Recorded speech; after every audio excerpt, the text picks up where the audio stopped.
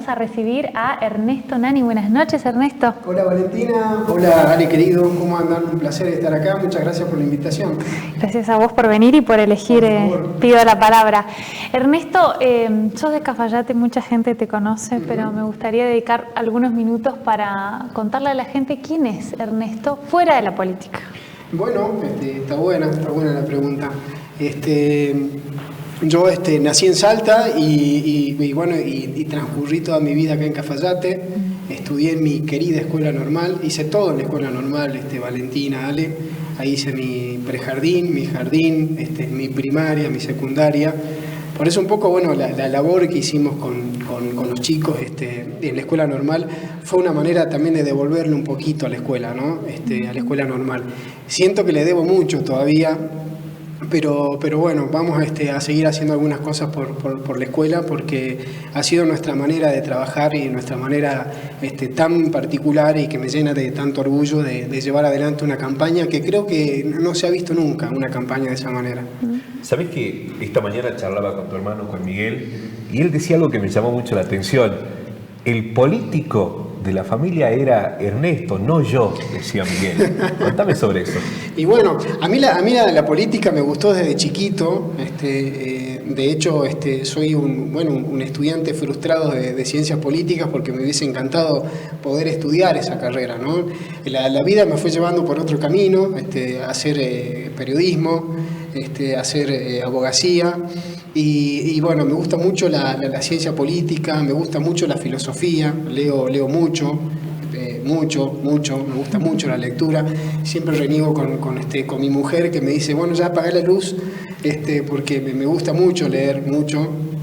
Trato de leer más o menos un libro por semana, o sea, al mes leo de 3 a 4 libros, porque me gusta mucho, ¿no? Creo que es una manera también de... Como dice el refrán, la persona que lee no vive una vida, sino que vive miles de vidas, ¿no? Creo que es así que... Pero volviendo a tu pregunta, Ale, la política me gustó mucho desde chiquito. Lo que ocurre es que, bueno, después la vida te va llevando por los caminos que te va presentando distintas oportunidades, ¿no? Y tuve la oportunidad el privilegio de formar parte de un grupo de comunicación muy importante para la Argentina. Creo que es el tercer grupo de comunicación más importante después de La Nación y Clarín como Crónica. Y bueno, de Cafayate, por eso yo cuento con tanto cariño lo que viví en Cafayate, lo que viví, lo que siento que le debo a la escuela normal, porque yo pasé de la escuela normal a ser director de Crónica, ¿no? Y yo siempre viví el hecho de ser un cafayateño que estaba al frente de Crónica, un cafayateño que era director de Crónica, siempre lo viví, lo sentí así, y bueno, llegó el momento de devolverle un poquito a Cafayate todo lo que me dio, y en ese camino estamos. Ernesto, mencionabas justamente que la vida te llevó por otros caminos y te llevó a radicarte en otro lugar que no sea Cafayate por muchos años. Muchas veces por ahí en la calle uno escucha eso, que a la gente le llama la atención que gente que no radicó sus últimos años aquí en la localidad se presente en las elecciones. ¿Qué tiene usted para decirle a esa gente? Yo llevo a Cafayate en mi sangre, Valentina, Ale. Yo soy un cafayateño que se fue a estudiar, que se fue a perfeccionar. A mí cuando llegan ese tipo de críticas, a mí me parece tremendamente injusto por todo el esfuerzo que hacen los padres por mandar a estudiar a un chico, por el desarraigo que sufre una persona. En este caso a mí me tocó vivir en la capital federal, que es una ciudad bastante hostil, bastante difícil, donde la competencia es muy compleja, y haber pasado todo lo que viví y haber ocupado los lugares que ocupé, yo lo siento, Valentina, que es un privilegio. Pero también cuando llega ese tipo de críticas, por eso te agradezco mucho la pregunta, cuando me dicen, no, es que Ernesto no es cafayateño, bueno, sentémonos y definamos qué es ser cafayateño, ¿no? Y a mí, cafayateño, para mí es la persona que lleva la cultura de Cafayate desde el lugar que le toca estar. Por eso contaba un poco el hecho de que yo siento que fui un cafayateño, era un cafayateño al frente de Crónica, era un cafayateño como director de Crónica. Yo, Valentina, lo viví así.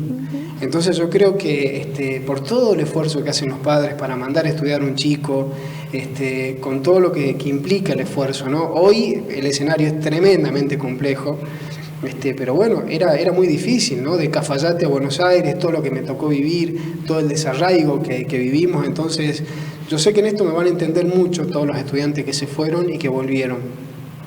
Yo creo que el pensamiento, el razonamiento en realidad debe ser al revés. tenemos que recibir con los brazos abiertos a la gente que decide volver a Cafayate, porque viene a aportar su granito de arena, ¿no? De todo aquello que aprendió, de toda la experiencia que tuvo, y ese es el propósito que tengo, Valentina y Ale. Tengo el orgullo de decir que creo que hemos encarado la campaña de una manera muy particular, ¿no? Como creo que no se vio nunca. Y eso habla un poco de todo lo que viví, ¿no? De todas las experiencias que tuve, que decidí volcarlo en la política y de esta manera, con una campaña que para mí está siendo un ejemplo. Porque lo hablábamos mucho con el equipo. Yo la verdad, Valentina, antes de gastar plata en un acto, en un bingo, en una lota, en un sorteo, yo la verdad que prefiero pensar en esos fondos y sentarme con las escuelas y ver cómo nos podemos ayudar, sentarme con los clubes deportivos y ver cómo nos podemos ayudar, sentarme con los artesanos y ver cómo nos podemos ayudar. No voy a gastar plata en un acto, no lo voy a hacer. Ernesto, hablemos un poco sobre tu plan de gobierno, 3 pilares fundamentales en los cuales se basa en caso de llegar a la intendencia. Bueno, primero nosotros tenemos que pensar, para generar un bienestar general de Cafayate, ver cómo cuidamos y cómo empujamos al sector privado. Es muy fundamental entender que la economía de Cafayate depende del sector privado. Tenemos que sacarnos de la cabeza el pensamiento de la figura del superestado, que todo tiene que hacer el Estado. Al contrario, me parece que lo que tenemos que hacer es empujar, cuidar y ayudar al sector privado. En el sector privado, está el turismo, está la vitivinicultura, está la construcción, que tanto creció en Cafayate, ¿no? Si uno recorre los distintos barrios, va a llegar a la conclusión que la mayoría de la gente de barrios como por ejemplo La Esperanza, Los Módulos, El Socorro, la mayoría de esa gente vive de la construcción. Bueno, vamos a ver cómo hacemos para ayudar a esa gente que vive de la construcción. Entonces, hay que pensar en cursos de capacitación, porque si la gente se profesionaliza, si formamos a esa gente de otra manera, a la gente le van a pagar de otra manera y en consecuencia va a vivir mejor. Entonces, primero, el tema del sector privado, ¿no? Otro tema fundamental, el gran tema, el tema de debate, el tema que yo hablé mucho y desembocó incluso en una amenaza en la familia, el tema de obra pública. Ale, Valentina, es fundamental el tema de obra pública. ¿Cómo lo encaramos? ¿Qué hacemos? ¿Qué es lo que se puede hacer? Y yo estoy convencido que cuando las cosas se hacen de manera clara, transparente, el presupuesto va a alcanzar. El presupuesto va a alcanzar. Ahora, siempre y cuando se haga de manera transparente, clara, confiable. Bueno, nosotros pretendemos recorrer ese camino, ¿no? Ese es el camino. Y otra parte muy importante, es cómo cuidamos el resto de las actividades, cómo cuidamos a los artesanos, cómo cuidamos a los deportistas, que a mí en mi campaña tanto me preocupa y me ocupa, ¿no? Porque está bueno que las cosas nos preocupen, pero también hay que ver qué hacemos por aquellas cosas que nos preocupan. Bueno, con el equipo venimos trabajando mucho ya, porque me preocupa muchísimo el tema de las adicciones en Cafayate, muchísimo. Entonces tenemos que ver cómo hacemos, ¿no? Cómo contenemos a toda esa gente. Una de las maneras, que por supuesto no es la única, que por supuesto no alcanza, pero una de las maneras es cuidar a los deportistas. Tenemos que ganarle a la calle, ¿no? Yo suelo usar mucho esa frase con la gente del deporte. El desafío es ganarle a la calle. Y para eso hay que gestionar el deporte, hay que ayudar también a los artesanos. Hay distintas actividades que tenemos que cuidar, ayudar y que yo sé que están muy abandonados. Yo sé que necesitan de la ayuda del municipio y nosotros vamos a estar para eso. Ernesto, quisiera preguntarle respecto a algo que se está hablando en la calle, que lo vemos, respecto a algunos pancartas que han sido situados en diferentes calles, que me parece importante aclarar la situación. Sí, gracias Valentina, Ale, por esa pregunta. Sé que mi hermano que estuvo con algunas rondas de medios también fue la pregunta. A mí me preocupa mucho, me entristece mucho cómo se está embarrando mucho la campaña, ¿no? Y cómo el eje de las agresiones termino siendo yo, mi familia y todo el equipo.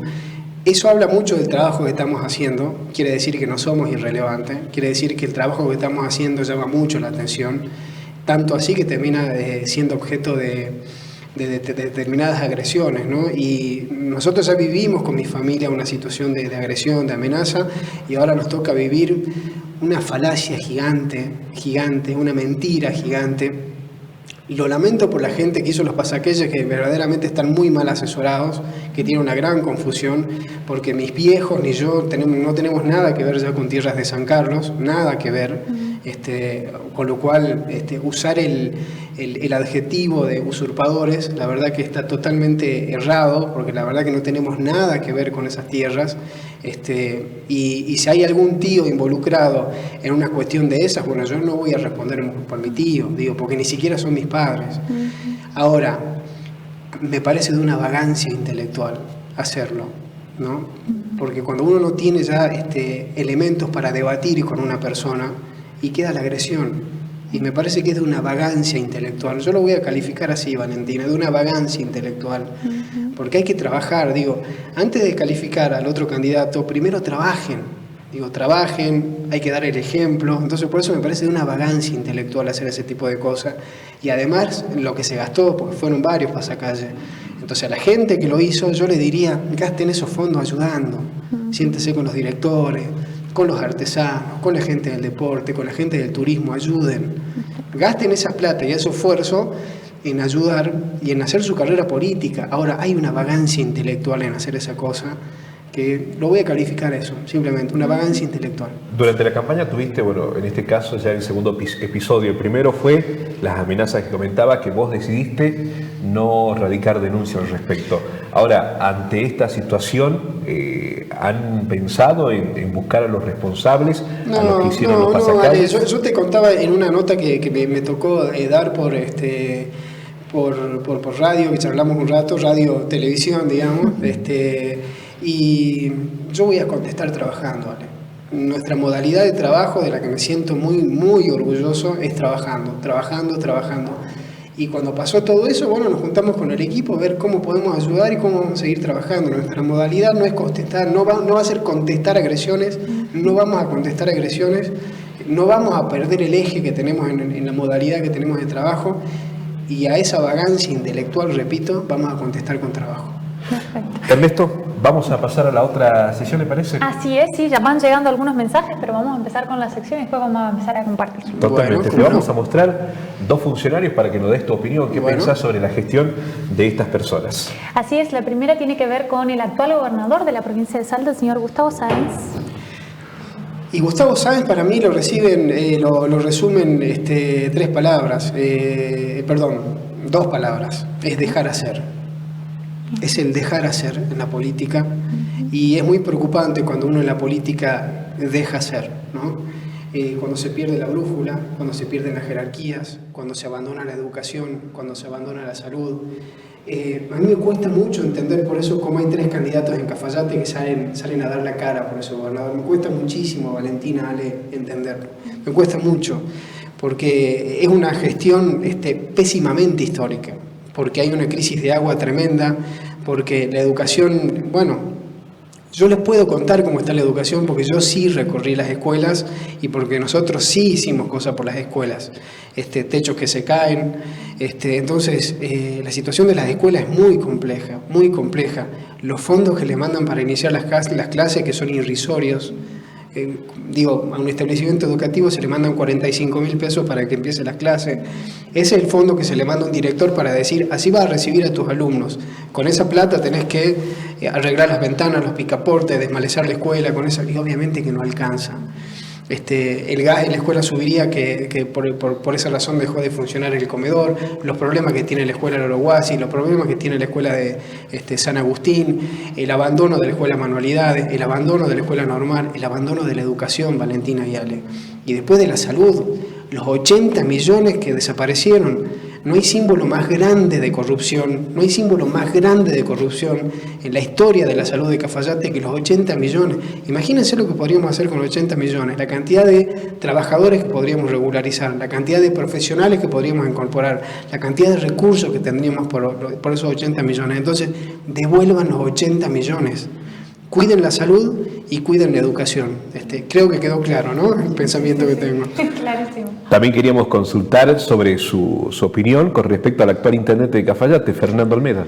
Bueno, Almeda tiene ya un tiempo de gobierno donde perdió el sentido o el significado de la palabra alternancia, ¿no? Tan sano y saludable para la democracia. Y cuando uno pretende eternizarse en el poder, bueno, genera serios problemas, ¿no? Serios problemas. Ahí Vi un spot publicitario donde decía cuidarte es quererte o algo parecido. Bueno, qué manera particular de querer, ¿no? Porque hay un abandono, hay una desidia, hay una manera de gobernar a través del amiguismo, del acomodo, que tenemos que terminar con todo eso, ¿no? Indudablemente tenemos que terminar con todo eso, con los apellidos que se repiten. Creo que llegó el momento de decirle basta. Ernesto mencionaba justamente amiguismo, apellidos que se repiten. Quisiera preguntarte respecto a tu relación con los vínculos y el trabajo, en caso que la gente te elija. ¿A quién le otorgarías justamente o con qué criterio otorgarías las significaciones, los planteles, los puestos de trabajo en el municipio? Yo, te agradezco mucho, Valentina, por esa pregunta, porque para mí, justo lo hablamos con el equipo ahora antes de entrar. Para mí tiene que primar el norte, digamos, del gobierno respecto de la incorporación del personal que tanto se ha debatido y tanta molestia ha generado en esta gestión. Creo que debe ser de dos maneras. La primera es cuidar a la familia municipal. Tenemos que cuidar a la familia municipal porque no da todo lo mismo, porque no son todo lo mismo. Y como no son todo lo mismo, tenemos que cuidar a la familia municipal. Entonces, primero tenemos que cuidar a la familia municipal y luego, además, democratizar el ingreso del personal al municipio a través de concursos, a través de entrevistas, digamos, serias, transparentes, terminar con los amiguismos y terminar con los acomodos. Entonces, hay que democratizar el ingreso del personal al municipio, pero a su vez tenemos que cuidar a la familia municipal porque, repito, no es todo lo mismo, no da todo lo mismo. Ernesto, el mensaje para el electorado, para la gente que está atentamente siguiendo a través de la pantalla de Canal 3, su propuesta, ¿qué le diría? Bueno, llegó el momento, vuelvo a repetir lo mismo, ¿no? Yo creo que llegó el momento de decirle basta, ¿no? Basta a esos candidatos que salen a dar la cara por este gobernador que abandonó la educación y la salud de Cafayate, basta de la desidia, del abandono, del criterio del amiguismo, de los favores. Hay que decirle basta a todo eso. Tenemos que construir un Cafayate distinto. Por eso siento en esto que somos el verdadero cambio, que somos el cambio, porque la campaña sí lo dice. Hemos hecho una campaña muy particular, muy especial. Cuando uno decía y profesaba, me preocupa mucho por el deporte y nos ocupa el deporte y hacemos cosas por el deporte, me preocupa mucho la educación y recorremos las escuelas y ayudamos a la escuela, estamos demostrando con acciones todo aquello que nos preocupa verdaderamente y la campaña nos ocupó de esas cosas.